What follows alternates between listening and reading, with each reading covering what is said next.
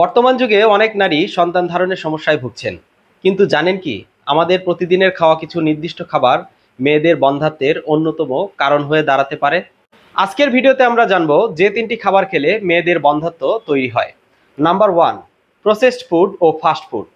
Burger, pizza, sandwich, chicken fry, samosa, চটপটি, ফুচকা এসব খাবারে থাকে উচ্চ মাত্রার ট্রান্সফ্যাট ও প্রিজারভেটিভ, যা হরমোন ব্যালেন্স নষ্ট করে।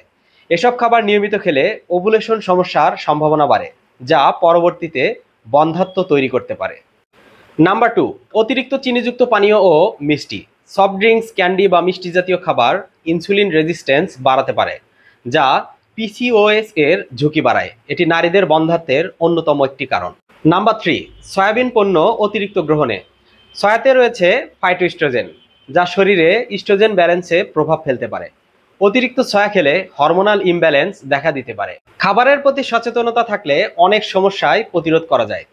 তাই স্বাস্থ্যকর খাবার খান, নিয়মিত ব্যায়াম করুন এবং প্রয়োজনে চিকিৎসকের পরামর্শ নিন। ভিডিওটি ভালো লাগলে লাইক দিন, বন্ধুদের সাথে শেয়ার করুন এবং নতুন ভিডিও পেতে চ্যানেলটি সাবস্ক্রাইব করতে ভুলবেন না।